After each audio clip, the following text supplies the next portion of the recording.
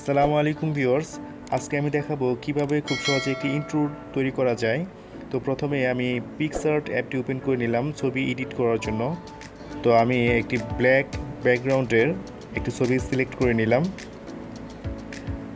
এরপর text option থেকে আমি কিছু টেক্সট লিখলাম, আমি আমার চ্যানেলের নামটাই লিখে দিলাম।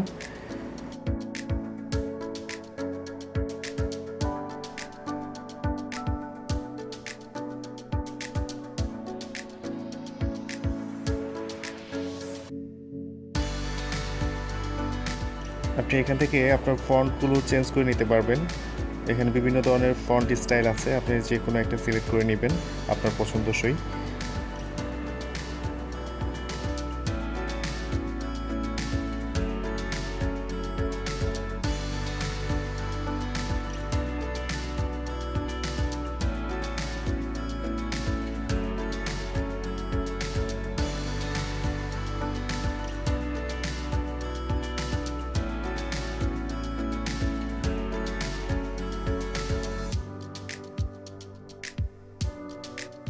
এরপর ফন্টের কালার যে কোনো কালার চুজ করে নিতে পারেন।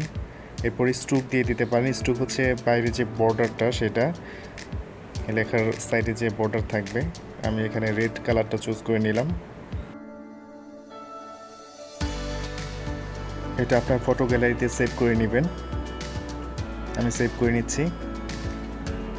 সেভ হয়ে গেলে এরপরে আপনি ব্যাকগ্রাউন্ড ইরেজার অ্যাপটি ওপেন করবেন। এখান থেকে আপনার পিকচার্টে যে ছবিটি এডিটিং করেছেন সেটা এখানে সিলেক্ট করে নেবেন।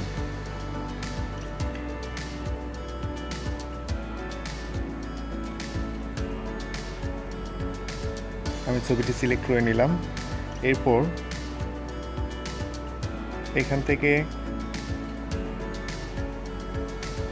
অটো যে স্টার চিহ্নিত যে আইকনটি আছে এখানে সিলেক্ট করে নিতে হবে। এরপর জাস্ট লেখাগুলোর উপর আপনার কার্সরটি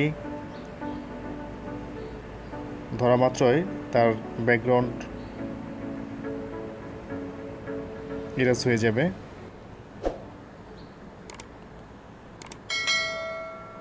ইরেজ হয়ে গেলে এটা এখান থেকে সেভ করে নিতে হবে।